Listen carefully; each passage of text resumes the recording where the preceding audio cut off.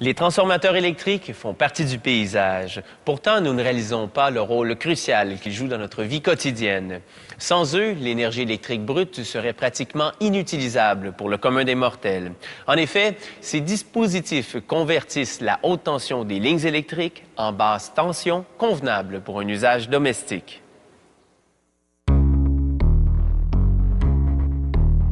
Les transformateurs abaissent la tension et l'intensité du courant des lignes électriques afin que vos appareils électroménagers ne reçoivent pas une surtension.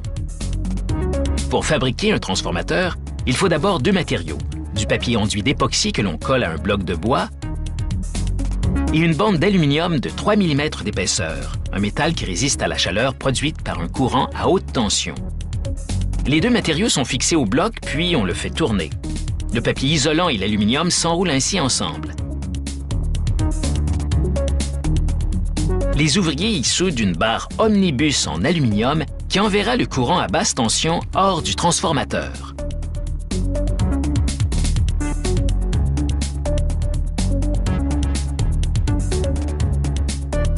La barre est pliée et le tout est acheminé à un autre bloc pivotant où il sera emballé davantage.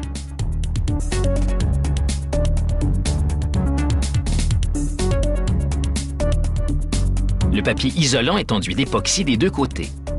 Cette colle fondra au cours du processus de fabrication et collera plusieurs composants.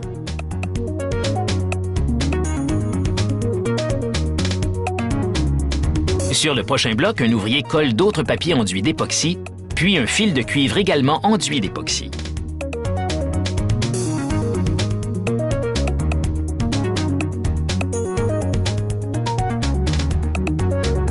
Il enroule une couche de fil pour recouvrir le papier, puis répète le procédé afin de former une deuxième couche de fil de cuivre.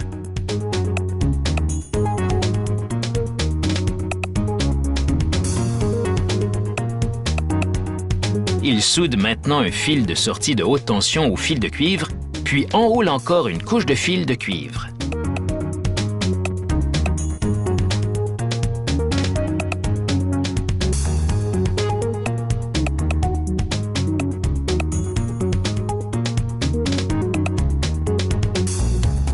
Il soude alors ce qu'on appelle le fil de connexion, soit le fil qui ressort du cylindre du transformateur.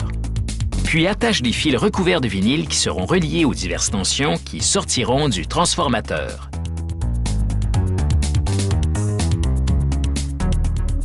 Ce composant qui vient d'être assemblé est la bobine. Maintenant, à l'aide de tôles magnétiques, l'ouvrier fabrique l'autre composant principal du transformateur, les noyaux. Un ouvrier unit solidement la bobine et les noyaux avec des attaches métalliques qui permettront de fixer l'assemblage à la cuve. Il envoie ensuite l'assemblage au four où il cuira pendant 8 heures à 135 degrés Celsius. La chaleur élimine toute trace d'humidité, ce qui améliore l'isolation. L'époxy a lié le papier, la bande d'aluminium et les fils de cuivre. L'assemblage est alors placé dans une cuve d'acier. Les ouvriers fixent un joint statique en caoutchouc autour du périmètre à l'aide d'un marteau, puis boulonnent un conducteur de terre. Ils insèrent ensuite des traversiers thermoplastiques. Le fil de basse tension est relié à ces dernières, puis elles sont boulonnées à la cuve.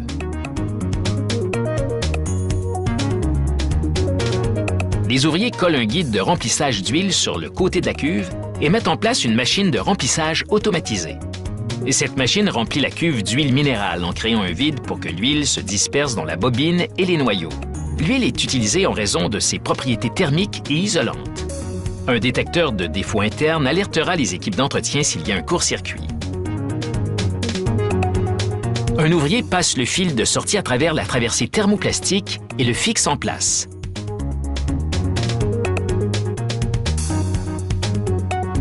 Voici le connecteur à haute tension. Le couvercle de la cuve est maintenant boulonné. La transformation, pour ainsi dire, est terminée. Avant d'être mis en service, le transformateur doit subir quelques tests vraiment électrisants. Cet équipement simule un éclair de 145 000 volts afin de vérifier si le transformateur résistera s'il est frappé par la foudre. Il est ensuite immergé dans un réservoir d'eau pour vérifier s'il y a des fuites. Si le transformateur réussit le test, vous le verrez bientôt sur un poteau près de chez vous.